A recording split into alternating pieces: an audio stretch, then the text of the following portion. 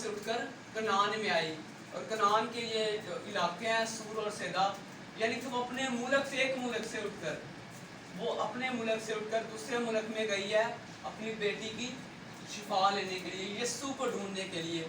और अगर हम ये सारा वाक़या देखें तो यीशु मसीह आगे क्या कह रहे हैं। एक अगर हम आयत इसकी देखें 24 आयत तो लिखा है, किसने जवाब में कहा? यीशु ने।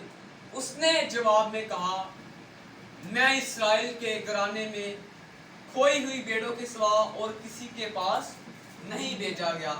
यीशु मसीह कह रहे हैं कि पहले इस्राएल, यानी कि इस्राएल से यीशु मसीह बड़ी मोहब्बत करते हैं। ये नहीं यहाँ पर इस आयत का हरगिज़ मतलब नहीं है कि सिर्फ यीशु मसीह इस्राएल की खोई हुई भेड़ों के लिए आए, बल्कि अगर हम आगे मरकस की इंजील में से देखें तो लिखा है, उसने उससे कहा, पहले लड़कों को सेफ होने दे, क्योंकि लड़कों की रोटी लेकर कुत्तों को डाल देना अच्छा नहीं। यहाँ पर यीशु मसीह लड़कों किसे कह रहे हैं? सीखेंगे यहाँ पर यीशु मसीह लड़कों किसे कह रहे हैं। क्या आप सबको किसी को पता है लड़कों किसे कह रहे हैं? यहाँ पर यीशु मसीह का कहने का मतलब लड़कों यानी कि इस्राएल, इस्राएल को यीशु मसीह लड़कों कह रहे हैं, और कुत्ते किसे कह रहे हैं? गैर कौमों को। लेकिन उस औरत का ईमान देखिए, कितना बड़ा ईमान है। यहाँ पर यीशु मसीह क्या है, पहले लड़कों को सैर होने दे, फिर कुत्तों को, यानी कि पहले इस्राएल की बारी है, बाद में किनकी है? गैर कौमों की। लेकिन उस औरत का बड़ा ईमान देखो, कितनी उसमें अकल है, कितनी उसमें भूख है, प्यास है। वो एक मुल्क से उड़कर दूसरे मुल्क में आई है, और उसने इतनी मुश्किल से पहले देखा होगा कि फलां शहर में है यीशु, बाद में शहर के बाद गाँव देखा होगा। यानी कि अगर हम देखें कोई अमेरिका से आता है, उसे नहीं पता कि किस जगह, एक मिसाल है, अपनी मिसाल दे दूँ कि मैं यहाँ पर बैठा हूँ, कोई अमेरिका से आया हुआ, सबसे पहले वो ढूंढेगा कि ये कौन से सूबे में, फिर पंजाब, हालांकि उसे कोई नहीं पता, वो ऐसे पूछताछ करेगा, कोई उसे क्या पता कि हज़ारों से वो पूछे, फिर जाकर पता चले नहीं कि वो सिर्फ पंजाब में।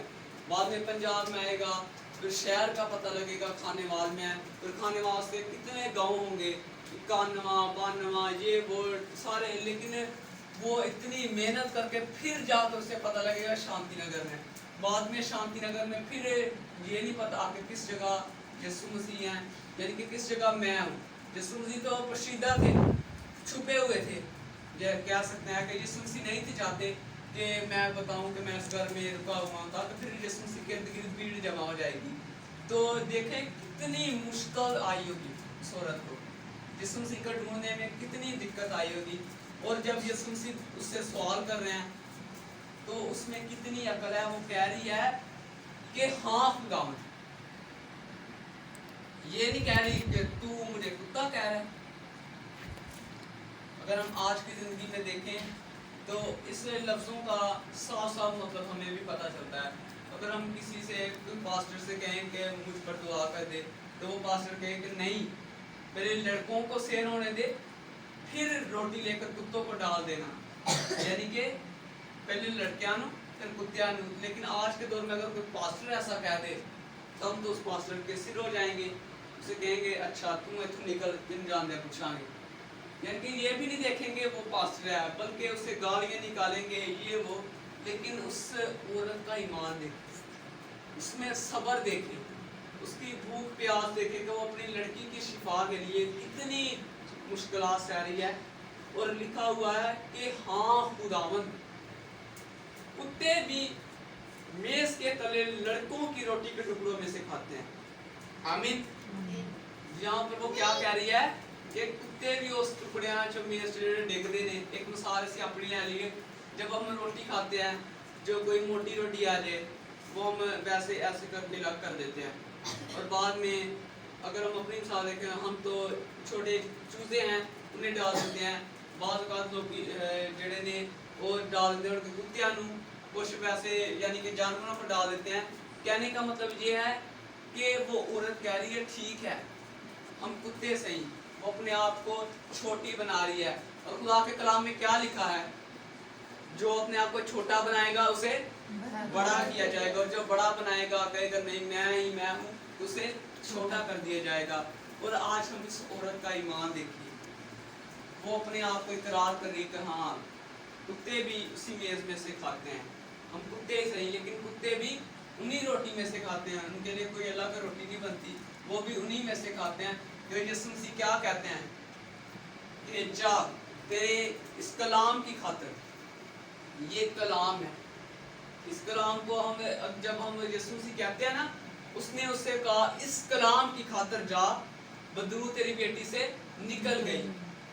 ये सारी कहानी, सारा वाकया अय्यूब नबी की तरफ जाता है कि जब उसके सारा कुछ खत्म हो गया, सारा कुछ, उसके जो नसूर थे, घोड़े थे, बिसिया कुत्ते चाटते थे, ये सारा उसकी तरफ जाता है। तो ये इसीलिए कह रहे हैं, उसने कहा कलाम की खातिर जा, ये उसने कलाम में से बात की है। इसका मतलब ये है कि वो कलाम से नावाकफ नहीं थी, वो कलाम को औरत जानती थी।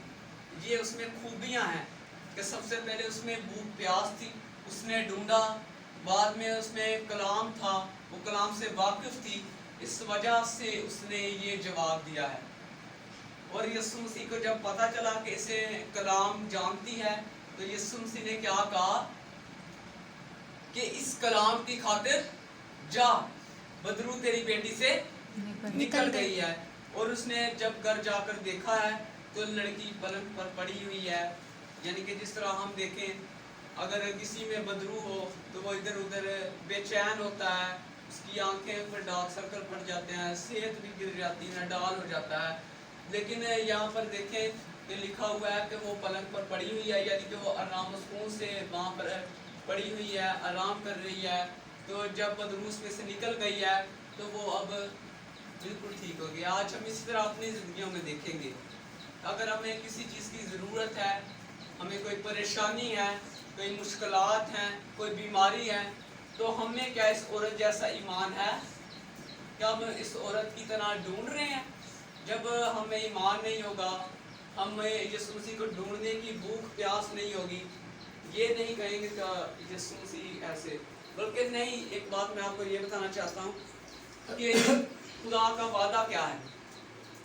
अक्सर हम जब भी प्रस्तुत करते हैं, हम एक अल्फाज यूज़ करते हैं कि खुदा वादों में सच्चा खुदा है। उसका वादा क्या है? जहाँ 2 या 3 मेरे नाम से जमाओगे, यानी कि अगर हम 2 या 3 उसके नाम पर जमा हो गए तो वो खुद ही वहाँ पर मौजूद होगा। तो हमें यीशु मसीह को कैसे ढूंढने की ज़रूरत है? लेकिन किसके नाम पर? उसके नाम पर जमा होने की ज़रूरत है। ये नहीं कि हम वैसे बस दुआ कर रहे हैं, वैसे नहीं, बल्कि एक ईमान के साथ। और अगर हम ईमान के टॉपिक को देखें तो ईमान का टॉपिक भी बहुत बड़ा है। ईमान के आगे किस्में हैं कि ईमान तो शयातीन भी रखते हैं, वो भी थरथराते हैं, लेकिन हमारा ईमान कैसा होना चाहिए? और पौलुस बयान करता है कि ईमान बगैर ईमान के मुर्दा है। अगर हमारे ईमान अच्छे नहीं होंगे तो हमारा ईमान कैसे पक्का होगा? अगर हम यीशु मसीह पर ईमान रखते हैं तो जिस शख्स पर हम ईमान रखते हैं, जिस शख्स पर हम भरोसा रखते हैं, यकीन रखते हैं, तो हमें यकीन होना चाहिए कि यीशु मसीह कह रहे हैं कि चोरी नहीं करनी। तेरा मतलब असी चोरी नहीं करनी, अगर असी उत्ते यकीन रखने, अगर असी चोरी नहीं करांगे असी हमेशा की जिंदगी से दाखिल होवांगे। तो इस कहने का मतलब यह है कि जब हम किसी पर यकीन रखते हैं, हम उसकी बातों को मानते हैं, उसके कहने को मानते हैं। और अगर हम यकीन ही नहीं रखते तो हम उसके कहने को भी नहीं मानेंगे। यानी कि अगर हम यीशु मसीह पर यकीन रख रहे हैं तो हमारे ईमान भी फिर अच्छे होंगे। अगर हमारे ईमान अच्छे नहीं है तो इसका मतलब हमें यीशु मसीह पर पुख्ता यकीन ही नहीं है। तो आइए आज हम देखेंगे, अपने आप को झांकेंगे कि क्या हमारा ईमान मुर्दा ईमान है या हम उस औरत जैसे हैं। हमें ज़रूरत है कि हम उस औरत जैसे बने, यीशु मसीह को ढूंढे, यीशु मसीह की तलाश करें। और जब हम उसके नाम पर मशहूर होंगे, हम उसका नाम लेंगे, हम सब इकट्ठे होंगे, तो वो यहाँ पर मौजूद होगा। जब वो यहाँ पर मौजूद होगा, हमारी दुआओं को सुनेगा। आइए अपने सिर को झुकाएंगे, खुदा से दुआ मांगेंगे। आइए